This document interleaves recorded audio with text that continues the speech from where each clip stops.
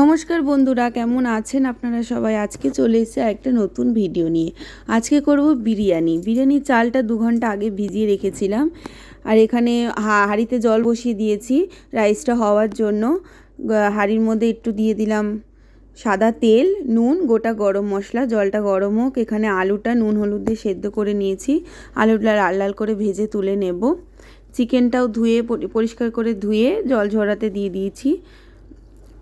ওখানে চালটা দিয়ে দিলাম, জলটা ফুটে গেছে।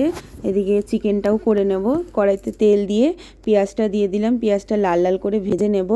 এখানে কিছু মশলা পেস্ট করে নিয়েছি, কাঁচা লঙ্কা, আদা, রসুন। আমরা একটু ঝাল বেশি খাই, আপনারা যেরকম খাবেন দেবেন। এখানে গুঁড়ো মশলা দিয়ে দিলাম, লাল লঙ্কার গুঁড়ো, এটা কালারের জন্য, একটু হলুদ, ধনে গুঁড়ো, নুন। মশলাটা ভালো করে কষিয়ে নেব। দেখুন মশলাটা কষানো হয়ে গেছে, তেল ছেড়ে দিয়েছে। চিকেনটা এবার দিয়ে দেব। চিকেনটা এবার ভালো করে কষিয়ে নেব, গ্যাসটা কমিয়ে অল্প অল্প করে জল দিয়ে ভালো করে কষিয়ে নেব।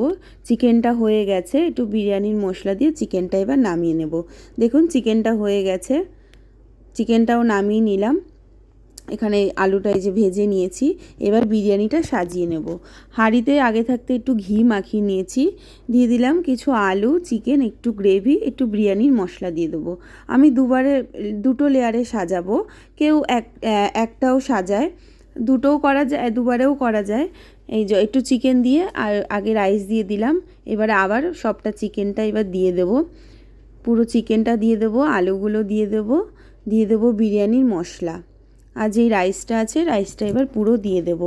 আর আগেই দুধের মধ্যে একটু কালার মিশিয়ে রেখেছিলাম। আর আতর, গোলাপ জল, কেওড়া জলটাও দিয়ে দেব, কালার জলটাও দিয়ে দেব।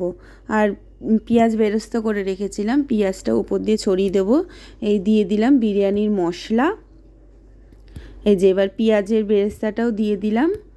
এবার দিয়ে দেব দুধটা, এই কালার মিক্সড করা আছে। দিয়ে দিলাম গোলাপ জল, আতর, কেওড়া জল। এবার বেশি করে ঘি দিয়ে দেব।